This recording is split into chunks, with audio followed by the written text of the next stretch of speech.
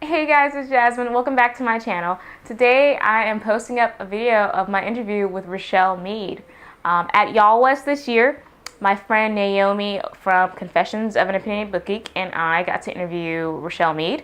And we talked about the Bloodline series, the Vampire Academy world, her Georgina Kincaid series, and what's coming up next, which is her new book, Soundless. Alright, check it out. I hope you guys enjoy.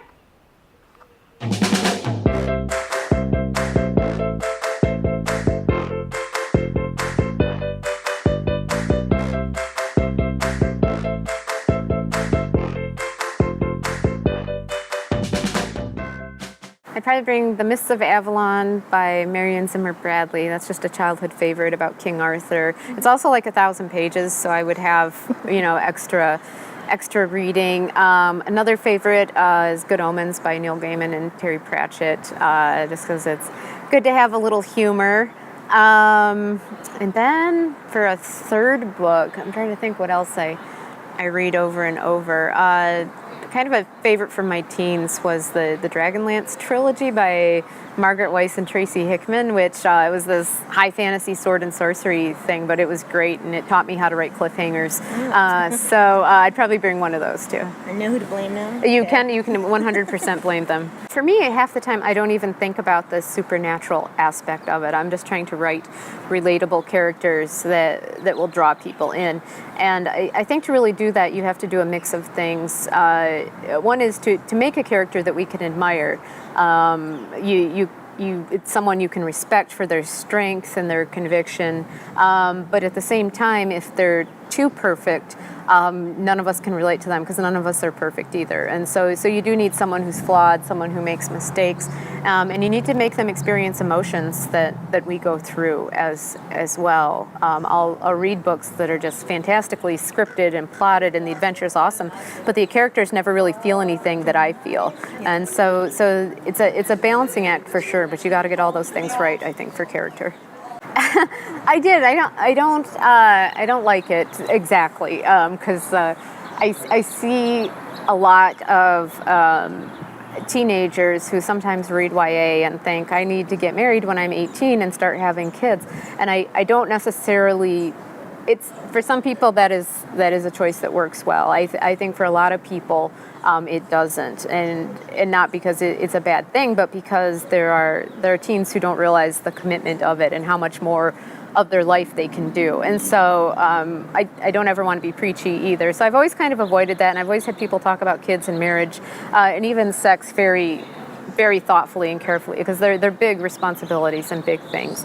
And so having Sydney and Adrian get married was, it's hard to explain. I mean, it was kind of a dramatic choice because, wow, it's this big crazy thing. But even she pauses to think about it. She says, I never expected to be a 19-year-old bride, and it's kind of this ultimatum they've been forced into.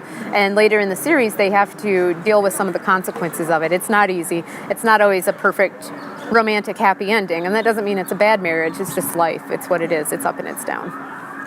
There could be more. At the moment, there's no plans, and I definitely need a break from it. I sometimes think people think I've got all these really cool stories, I'm just holding out on you, and I'm just I need to spin my wheels for a while, take a break from these guys, because I think if I tried to write a Vampire Academy story now, I don't think it would be that good, which I know is hard for fans to hear, but if I have some time and I can think more about, okay, what would be cool for these guys to do, I can do something. So it could be years. I really don't know, but it's also good for me to be writing other stuff, and there's a lot of cool stuff on the horizon that I think people are going to like. So anyways, Soundless is it's a high fantasy book set in a world inspired by ancient China, and it takes place in this remote mountain village where no one has been able to hear for generations, and so they've established an entire society around not hearing, and they're very visual and they use sign language, and the main character is a teen girl who's an artist, and that makes her very important because they're so visual. And one morning she wakes up and her hearing is back, and she doesn't know why, and she doesn't even know how to deal with it. Like, she can't even describe because they have no words for it. And so she ends up going on a quest to figure out what's happening with her and what's happening with her village. And she's accompanied by a young man she used to be romantically kind of involved with. And so there's kind of shenanigans with that going on as they go on their quest. But it's fun and it's cool. It's a standalone book, which is new territory for me. And yeah, I hope people like it.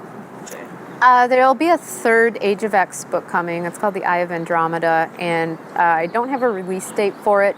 It should be soonish, by which I hope within the next year, and not like 10 years from now, but I don't have a date for that yet. And that's the only adult thing on the horizon. So no spinoff where Eugenie tells Dorian that he's the father, and I can finally have closure with that. So that's also on the horizon. I always talk to people about the idea box in my head. Like there's all these things I want to write, and that's in there. I would like to, but again, I don't know when. Excellent. Thank you so much. Yeah, thank you for chatting.